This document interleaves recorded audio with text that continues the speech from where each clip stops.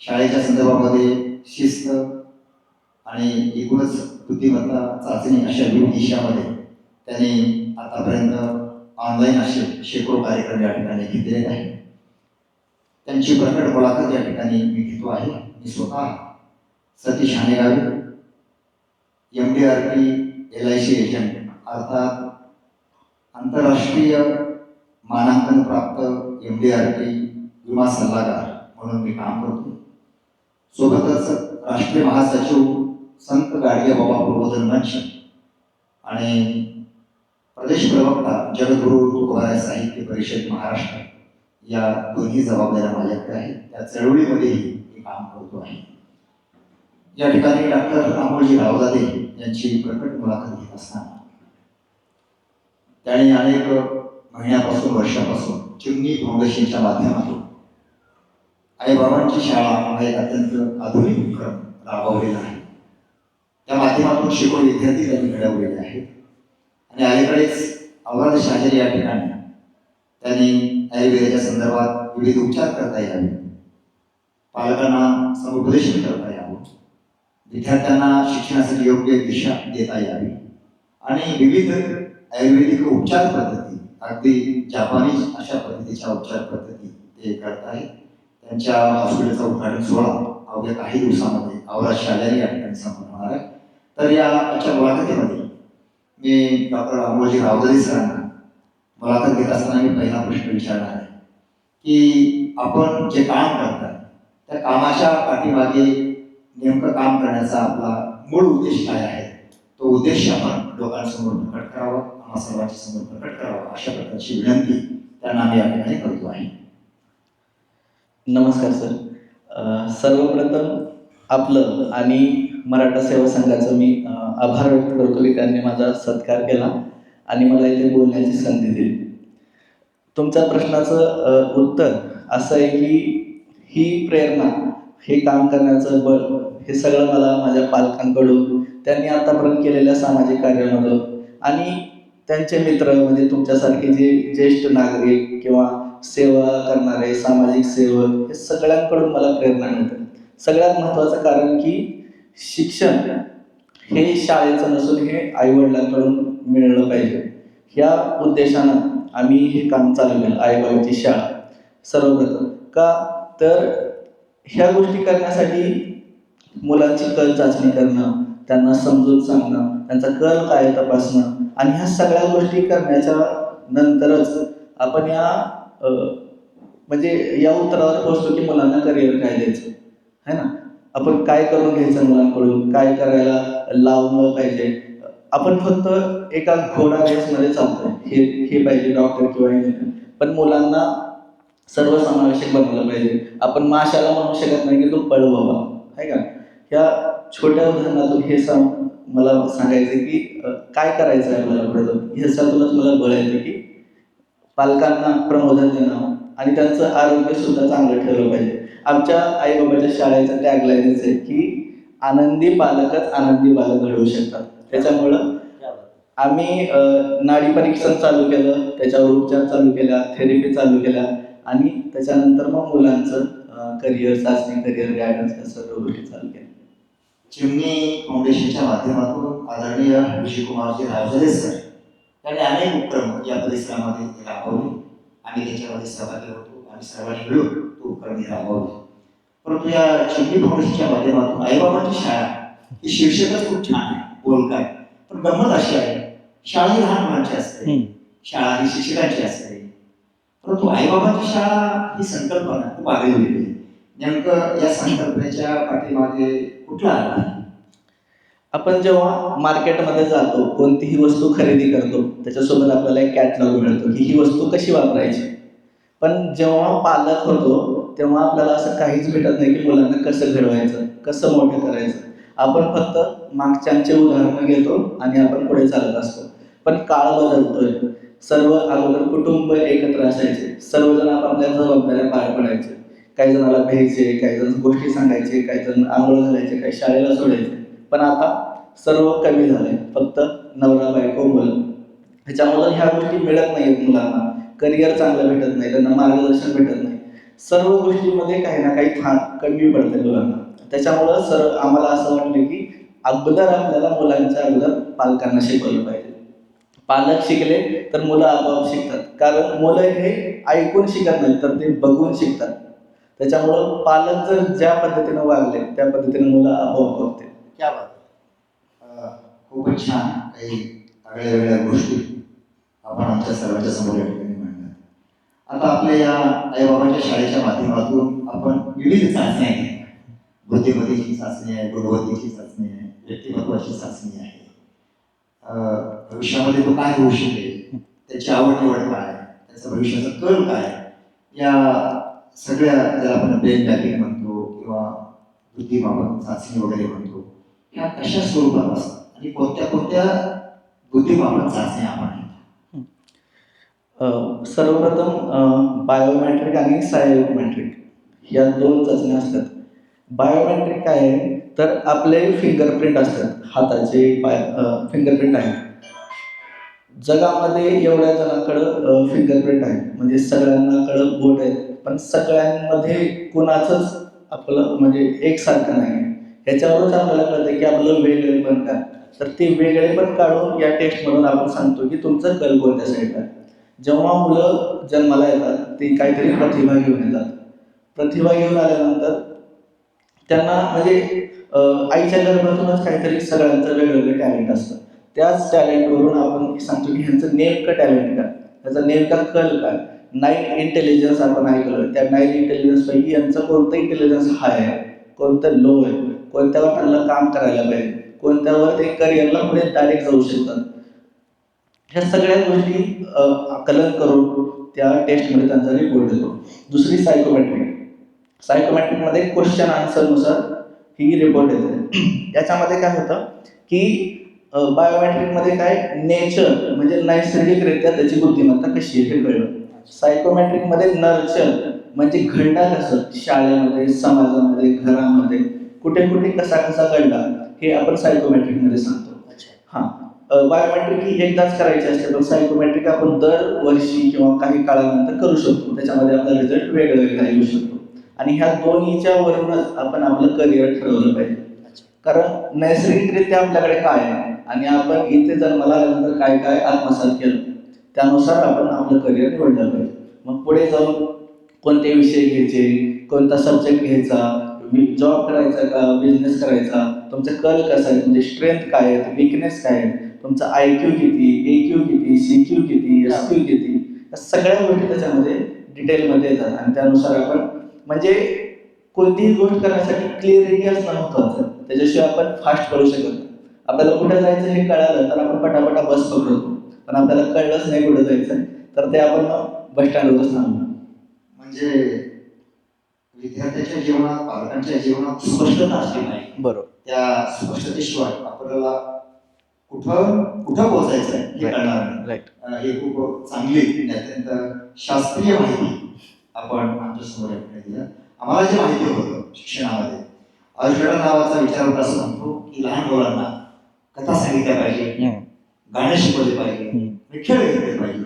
हे 3 मूल्य बालकांसाठी अत्यंत महत्त्वाचे आहेत असं आम्ही ऐकलेलं होतं, ते शिकलेलं होतं, ते आम्हाला आवडायचं आहे. ती गोष्ट खरी आहे. खलील जिब्रान नावाचा विचारवंत असं म्हणतो की विद्यार्थ्यांच्या आत काय आहे ते आतलं शिक्षकाला कळणं, त्याच्यावर फोकस देऊन काम करणं, हेच मला वाटते आपला महत्त्वाचा विषय. तर या अनुषंगाने आपण सांगितलं. मला आगळा वेगळा प्रश्न विचारायचा आहे अमोलजी, की पूर्वीच्या काळामध्ये अशा काही टेस्ट नव्हत्या. आम्ही शिकलो, अनेक मंडळी शिकली आणि आपापल्या ठिकाणी कामाला लागली. अलीकडच्या काळामध्ये जग बदललं, तंत्रज्ञान बदललं, शास्त्र बदलली आणि पुढच्या स्टेप्स शास्त्राने आणि शास्त्रज्ञांनी गाठलेले आहेत. आणि त्या पद्धतीनं मायक्रो प्लॅनिंग करून जीवनाची प्लॅनिंग केली चाललेली आहे, आयुष्याचं प्लॅनिंग केलं चाललेलं आहे. तर पूर्वीच्या काळामधलं काही नसताना माणसं घडली आणि आता ब्रेन मॅपिंग करून किंवा आता आपण समुपदेशन करून किंवा बुद्धिमापन चाचण्या घेऊन आपण मुलांना शिक्षण देतो.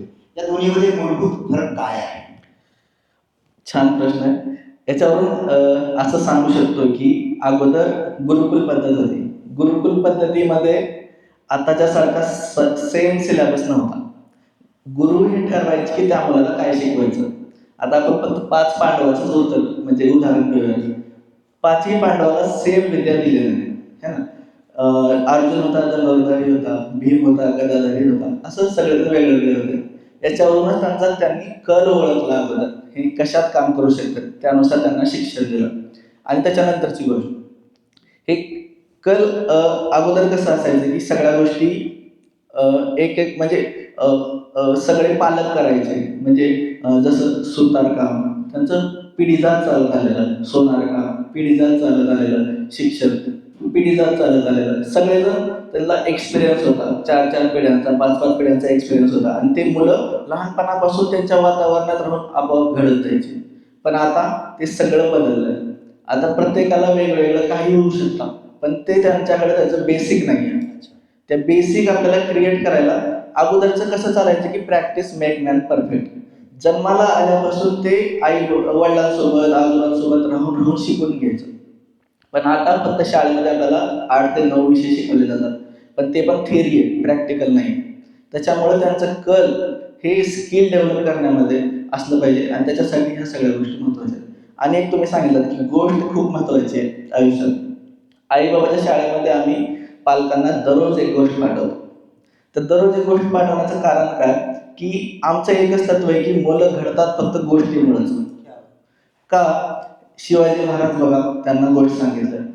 अब्दुल कलाम बघा, त्यांना गोष्टी सांगितल्या गेल्या. विवेकानंद बघा किंवा राम बघा, श्रीकृष्ण बघा, त्यांना त्यांच्या आईने गोष्ट सांगितली. मुलांना आपण हे करू नको, खोटं बोलू नको, चांगलं वाग, असं जमत नाही. त्यांना आपण चित्रांच्या माध्यमातून, गोष्टींच्या माध्यमातून, कथांच्या माध्यमातून, महापुरुषांच्या माध्यमातून जर सांगितलं तर ते चांगलं त्यांच्या डोक्यात बसतं. त्याच्यासाठीच आम्ही पालकांना दररोज एक गोष्ट पाठवतो आणि त्यांना सांगतो की तुम्ही फक्त मुलांना गोष्ट सांगा, आणि तुमची मुलं जर नाही सुधारली तर पुन्हा आम्हाला बोलू. तर हे गोष्टीचं तुम्ही सांगितल्याबद्दल एक उदाहरण सांगितलं. आईबाबांच्या शाळेबद्दल खूप चांगली आणि वेगळ्या वेगळ्या पद्धतीची माहिती आपण आमच्या समोर मांडला. आपण आता थोडेसे वेगळ्या विषयाकडे वळूया. नाडी परीक्षण ही प्राचीन विद्या आहे, एक कला आहे आणि ती शास्त्र आहे. आणि प्राचीन काळामध्ये नाडी तपासणी करूनच आरोग्याचे उपचार केले जायचे. आता काळ बदलला, परिस्थिती बदलली, वैदिक शास्त्राचे वेगवेगळ्या शाखा आहेत आणि त्याही माध्यमातून मोठं काम होत आहे. नेमकं हे नाडी परीक्षण काय असतं, त्याची पद्धत कशी असते, आणि नाडी परीक्षणाच्या माध्यमातून आपण नेमकं काय बघता आणि कसा उपचार करता? आपलं शरीर हे नाड्यांवर आधारित आहे, है का नाही. 3 नाड्या असतात, त्याच्यानुसार आपण चालत असतो. पण अजून विज्ञान पण ज्या गोष्टीपर्यंत पोहोचलं नाही, त्या गोष्टींपर्यंत ह्या सगळ्या नाड्या किती आहेत, 72,000 एवढ्या मोजून काढल्या महापुरुषांनी म्हणा, संतांनी म्हणा, किंवा अगोदर आयुर्वेदाचार्यांनी म्हणा. त्या सर्वांनी या गोष्टी केल्या. आणि अगोदर फक्त वात, पित्त, कफ ह्या 3च गोष्टी नाडीमधून कळतात. पण त्याच्या नंतरच्या ज्या स्टेप आहेत, त्या स्टेपनुसार आपण आपल्या शरीरात काय आजार आहे हे आपण ओळखू शकतो. कशा पद्धतीनं? त्याच्यामध्ये त्याच्यात ओज किती आहे, रस किती आहे, मध्य किती आहे, सगळ्या गोष्टी डिटेलमध्ये अभ्यास. पण ही गोष्ट अशी नाही की अशी केली, आपण हात लावले आणि आपल्याला कळलं. त्याच्यामध्ये खूप अभ्यास आहे, खूप लोकांनी त्यांचं आयुष्य दिलं याच्यामध्ये. आणि आम्ही सध्या याच्यामध्ये आत्ता उतरलोय आणि थोडं थोडं प्रॅक्टिस करायचा प्रयत्न करतोय. पण एवढी सुंदर विद्या माझ्याकडे आहे, मला हे छान वाटतं, ज्यांनी कोणी गुरूंनी सगळ्यांनी दिली. मी त्यांचा खरंच आभारी आहे याबद्दल. आणि सगळ्यांनी नाडी परीक्षण करून घ्यायला पाहिजे आपलं आपलं, दर सतत जेव्हा तुम्हाला पॉसिबल असेल. का? की बिना कोण्या म्हणजे चाचणीचं आपण हे तपासू शकतो की आपल्यात काय आजार आहेत. त्याच्यापेक्षा महत्त्वाचं की काय आजार होणार आहेत हे सुद्धा आपण नाडीमधून तपासू शकतो. आपलं सध्या बेसिक काय, क्युअर म्हणजे कुठल्या गोष्टीमुळे आपल्याला आजार होणार आहे, त्या गोष्टीला जर आपण पकडून ती गोष्टच नष्ट केली तर पुढे आपल्याला आजार होणार नाही. त्यामुळं बेसिक गोष्ट आपल्या आरोग्याची काय, तर नाडी परीक्षण केलं पाहिजे. आणि त्याच्यासाठी ह्या गोष्टी आपण करतो सर्वांच्या. अलीकडे माणसाचं जीवन हे खूप अस्तव्यस्त आणि धकाधकीचं आहे. बरोबर. लाईफस्टाईल पूर्णपणे बदलून गेली. बरोबर. झोपण्याच्या वेळा, उठण्याच्या वेळा, राईट. आहार सगळा केमिकल युक्त झालेला आहे. बरोबर. आणि मोटरसायकल, फोर व्हीलर असल्यामुळे बहुतांश लोक फिरणं बंद करत आहेत. अंगातून घाम निघणं बंद झालेलं आहे. अशा सगळ्या परिस्थितीमध्ये जेव्हा रुग्ण तुमच्याकडे येतात तर तुमच्याकडे कुठल्या कुठल्या उपचार पद्धती आहेत आणि त्या कशा पद्धतीनं तुम्ही करून घेता आणि त्याचा नंतर त्या रुग्णावरती काय परिणाम होतो, असे काय अनुभव आहे तुमच्याकडे? सर्वप्रथम आमचं एक तत्व आहे की जेवढं होता येईल तेवढं नैसर्गिक गोष्टीकडं त्या पेशंटला म्हणा, व्यक्तीला म्हणा वळवण्याचं काम आम्ही करतो. सर्वप्रथम डायग्नोसिसनुसार करतो की नाडी परीक्षण. नाडी परीक्षणच्या पुढे पण आम्ही त्यांना विचारतो की खरंच तुम्हाला काही डिस्कम्फर्ट आहे का शरीरात, तर त्याच्यानंतर आपण उपचार पद्धतीला सुरुवात करतो. त्याच्यात पहिली गोष्ट अशी की उपचार पद्धती करताना आपण सर्कॅडियन रिदम म्हणजे आयुर्वेदिक दिनचर्या ह्याबद्दल आपण प्रत्येकाला सांगतो की ही जर तुम्ही फॉलो केली सर्कॅडियन रिदम म्हणजे सूर्यप्रकाशानुसार आपलं राहणीमान म्हणजे उठणं केव्हा, जेवणं केव्हा, झोपणं केव्हा, ह्या सगळ्या गोष्टी जर बॅलन्समध्ये आल्या तर आपल्याला कुठल्याच म्हणजे मेडिसिनची म्हणा, थेरपीची म्हणा गरज नाही.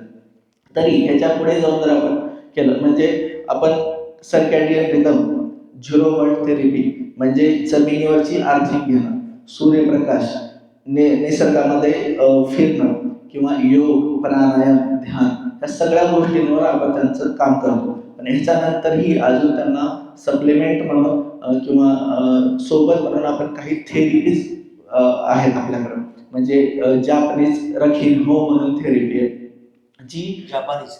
जापनीज. तर ती अशी काम करते की जसं आपल्या शरीरातील पूर्ण लिम्फॅटिक नर्व्स असतात त्यांना त्याचं ड्रेनेज करण्याचं काम करते, त्याला डिटॉक्सिफिकेशन करण्याचं काम करते, पूर्ण शरीरातली घाण काढून टाकण्याचं काम करते आणि आपले माइंड, बॉडी आणि सोल या तिन्ही गोष्टीवर काम करणारी ही थेरपी आहे.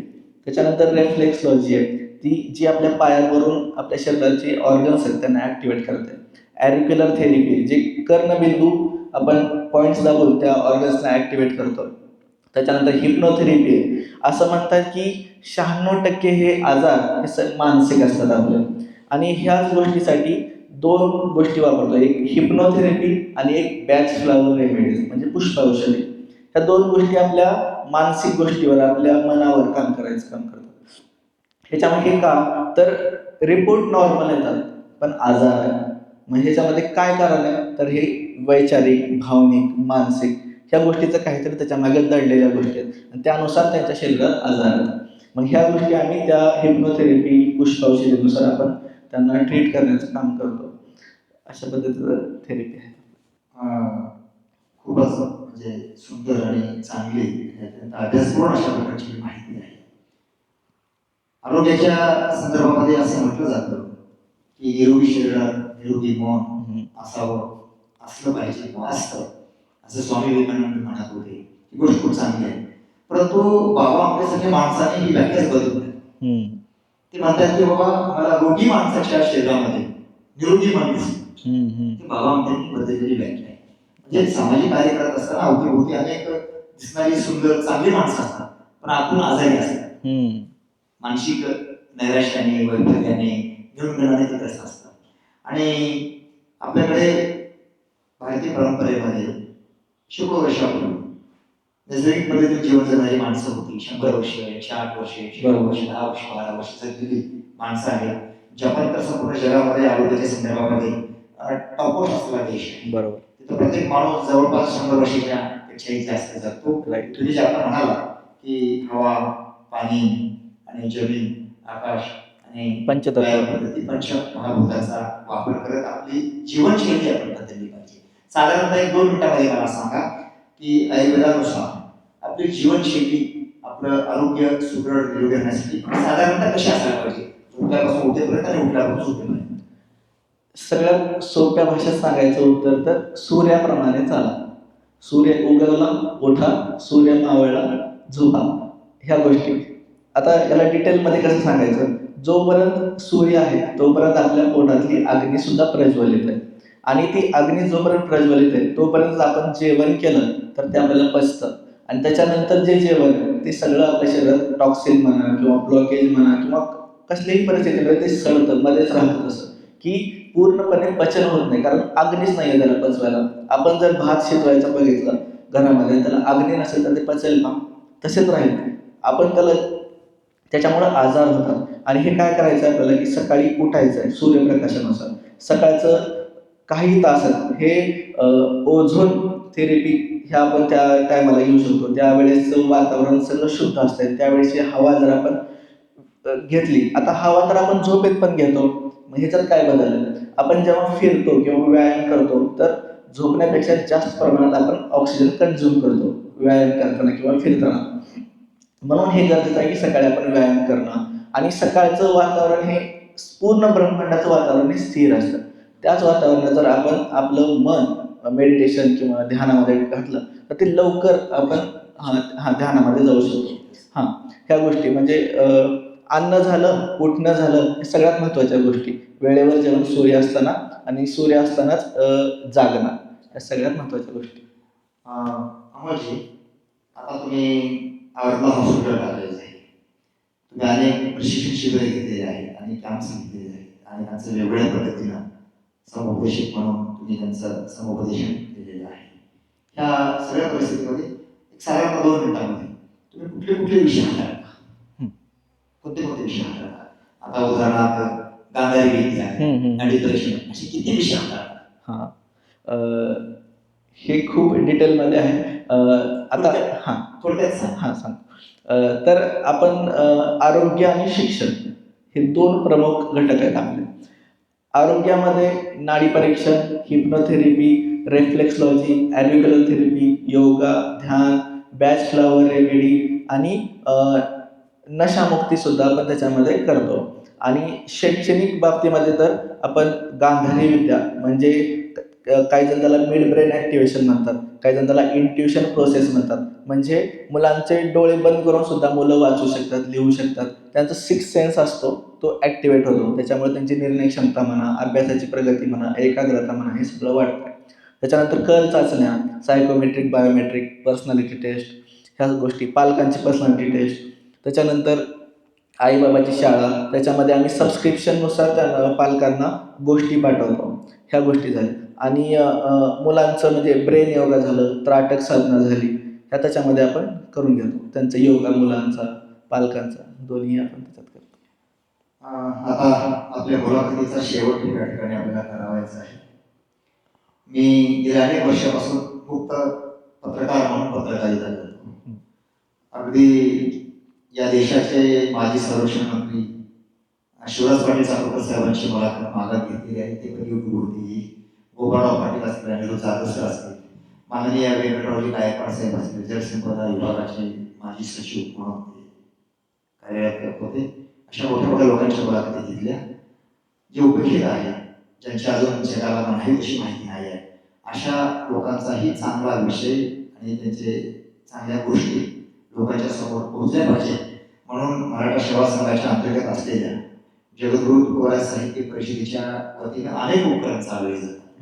साहित्य संमेलन असतात, कवी संमेलन असतात, विविध अनेक शेकडो समाजाला पुरत असलेले उपक्रम असतात. त्या माध्यमातून हा एक त्याचाच भाग म्हणून आज आम्ही या संदर्भात मुलाखत या ठिकाणी घेतोय.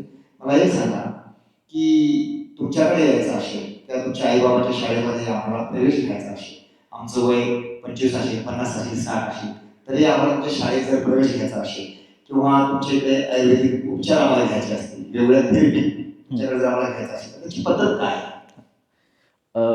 आपण ऑनलाईन आणि ऑफलाईन दोन्ही पद्धतीने काम करतोय सध्या. आणि त्याच्यामध्ये आपली वेबसाईट आहे www.amolravzade.in ही वेबसाईट आहे. लिंक पण आपल्याला खाली जो व्हिडिओ बघताय त्याच्या खाली तुम्हाला भेटून जाईल. त्या लिंकनुसार आपण अपॉइंटमेंटनुसार आपण काम करतो. आत्तापर्यंत करायचो. आता आपलं ऑफलाईन सुद्धा पहिल्यांदा आपलं सेंटर चालू करतो. आता ऑफलाईन औरत शहाजिनी लातूर येथे आईबाबाची शाळा मेन रोडवरती आपण चालू केलं. तिथून आपण ऑफलाईनरित्या भेटा. आम्हाला तुम्हाला आवडेल की तुम्हाला भेटायला आवडेल. तुमच्या ज्या अडचणी आहेत त्या सॉल्व्ह करायला आवडतील. पालकांच्या, मुलांच्या, आरोग्याच्या, शिक्षणाच्या, ह्या दोन्ही सगळ्या गोष्टी आपल्याला ॲड करायला आवडतील. आणि सगळ्यात महत्त्वाचं की तुम्ही जी आत्ता लिस्ट सांगितली की एवढ्या मोठ्या मोठ्या माणसांची, त्यांच्या लिस्टमध्ये माझंही नाव कुठेतरी आलं आणि ते तुमच्यामुळे शक्य झालं. त्याच्याबद्दल खरंच धन्यवाद सर. मला माहीत नव्हतं की एवढे मोठे मोठे लोक ह्या लिस्टमध्ये आहेत आणि तरी मला संधी भेटली त्याबद्दल छान वाटलं मला. अमोलजी, आपल्या हॉस्पिटलचं नाव काय आणि हॉस्पिटलमध्ये जो बेड आहे तुम्हाला भेटण्याचा तो केव्हा आणि कधी कसं त्याचं रुटीन आहे ते सांगा. रावजाते वेलनेस अँड काउन्सिलिंग सेंटर हे आपल्या सेंटरचं नाव आहे. त्याच्यामध्ये आपण दररोज सकाळी 5:30 ते 6:30, 6:30 ते 7:30 योगा घेतो आणि त्याच्यानंतर 8 ते 11 मोफत नाडी परीक्षण घेतो आपण सर्वांचे. आणि त्याच्यानंतर हे आपण आईबाबाच्या शाळेचे कार्यक्रम म्हणजे मुलं शाळेतून यायच्या टायमाला किंवा ऑनलाईन म्हणा ह्या पद्धतीनं किंवा दिवसभर आपण नाडी परीक्षण, थेरपी ह्या गोष्टी करतो. पण प्रामुख्याने सकाळच्या गोष्टी खूप महत्त्वाच्या आहेत, कारण नाडी परीक्षण ही उपाशी पोटी केली तर ते चांगलं आपल्याला डायग्नोज करता येतं याच्यासाठी. आणि योगा पण करावा सगळ्यांनी, याच्यावर आमचा भर असतो. म्हणून प्रामुख्याने सकाळचे कार्यक्रम आपल्या सेंटरवर सगळे चालतात. आणि संध्याकाळून महिलांसाठी योगा म्हणा, मुलांसाठी गांधारी विद्येचं ॲक्टिवेशन म्हणा किंवा कांस्य थाळीसुद्धा आपल्याकडे आहे, त्याच्या थेरपी म्हणा, रखिनोथेरपी म्हणा किंवा वयोवृद्ध लोकांचा आठवड्यातून एकदा कार्यक्रम घेणं किंवा वर्कशॉप घेणं, पालक मेळावे वगैरे घेणं, ह्या गोष्टी आपल्या चालू असतात. आता ह्या सगळ्या माहितीच्या माध्यमातून तुम्ही बरीच अनुभव माहिती आमच्या समोर ठेवला. आईबाबांच्या शाळेतले आपले किती सदस्य आहेत किंवा आयुर्वेद उपचार घेणारे किती रुग्ण आपल्याकडे आहेत त्याची अंदाजे संख्या आपल्याला सांगता येते. आईबाबाची शाळा आम्ही सबस्क्रिप्शनमुळं चालू करून फक्त 2.5 महिने झाले. त्याच्यामध्ये आपण 450+ म्हणून आता दररोज काही ना काही ॲड होत आहेत. असे एवढे सबस्क्रायबर म्हणजे पालक आहेत की दररोज डेली बेसिसला आमच्याकडून गोष्टी घेतात, वाचतात, मुलांना सांगतात, त्याची प्रश्नांची उत्तरंसुद्धा आम्हाला देतात दररोजच्या दररोज. आणि दुसरं रावजाते वेलनेस काउन्सिलिंग सेंटरमध्ये आपण दररोज ह्या गोष्टी रेग्युलर बेसिसवर चालतात. आयुर्वेदिक उपचार घेणारे किती लाभार्थी आहेत? लाभार्थी आता आत्तापर्यंत काउन्सिलिंग करायचो त्याचे आपले 1,000+ आहेत. म्हणजे 5-6 वर्षापासून आपण ह्या गोष्टीमध्ये आहोत. ऑनलाईनरित्या आपण करायचो. पण नाडी परीक्षण 400+ सध्या आपण चांगल्यारित्या म्हणजे डायग्नोज करून त्यांना योग्य मार्गदर्शन केलेलं आहे. समारोप करूया. चिमणी फाउंडेशनच्या माध्यमातून आईबाबांची शाळा आणि आयुर्वेदिक उपचार आणि वेगवेगळ्या विषयाच्या थेरपी आणि पालकांसाठी आणि विद्यार्थ्यांसाठी वेगवेगळ्या अंगानं समृद्ध करण्यासाठी जे काही उपचार पद्धती आहेत आपण ते सगळं करतात. खऱ्या अर्थानं आज आपली मुलाखत घेण्याच्या पाठीमागचा मूळ उद्देश हा आहे की वैचारिक दिवाळी आपण साजरी करावी. सण समारंभ असतील किंवा विशेष दिन असेल किंवा दिनविशेषच्या निमित्तानं वेळोवेळी असे कार्यक्रम होणं, असा संदेश लोकांपर्यंत जाणं हे खूप महत्त्वाचं असल्यामुळे वैचारिक दिवाळी म्हणून आज आपली मुलाखत घेण्याचं या ठिकाणी आम्ही ठरवलं होतं. आपण वेळ दिला त्याबद्दल मी या ठिकाणी आपले आभार व्यक्त करतो. आभार व्यक्त करताना सर्वांसाठी जे काही फेसबुक लाईव्ह बघतायत आपले सर्व बंधू भगिनी असतील, जे काही सगळी मंडळी आहेत, त्यांच्यासाठी एक संदेश आहे की बाबांनो, आरोग्य खूप महत्त्वाचं आहे आणि आपल्या जीवनामध्ये आरोग्य जर समृद्ध असेल, संपन्न असेल तर आपण जीवनाचा आनंद घेऊ शकतो, जीवनाचा उत्सव आपण साजरा करू शकतो आणि चांगल्या अर्थानं कुटुंबालाही वेळ देऊ शकतो आणि आपल्या आयुष्यामध्ये खऱ्या अर्थानं आपण समृद्ध होऊन सशक्त माणूस बनू शकतो. या दृष्टिकोनातून आजची ही मुलाखत खूप महत्त्वपूर्ण ठरलेली आहे. देह मंदिर चित्त मंदिर एक येते प्रार्थना, सत्य सुंदर मंगलाची नित्य हो आराधना, वेदना जाणा वयाला जागवू संवेदना, दुर्बलाच्या रक्षणाला पौरुषाची साधना. देह मंदिर आहे, चित्त मंदिर आहे, त्याला आपण सांभाळूया, त्याची काळजी घेऊया. पहाटे लवकर उठा, संध्याकाळी लवकर झोपा, चांगला आहार ठेवा आणि सशक्तपणा, निरोगी बना. अशा प्रकारच्या शुभेच्छा मराठा सेवा संघ जगद्गुरु तुकोबा साहित्य परिषदेच्या वतीनं आपल्या सर्वांना या शुभेच्छा या ठिकाणी दिल्या झालेल्या आहेत. आपण वेळ दिला त्याबद्दल पुन्हा एकदा आपल्याकडे आभार व्यक्त करतो. धन्यवाद. जय हिंद, जय महाराष्ट्र. नमस्कार. धन्यवाद.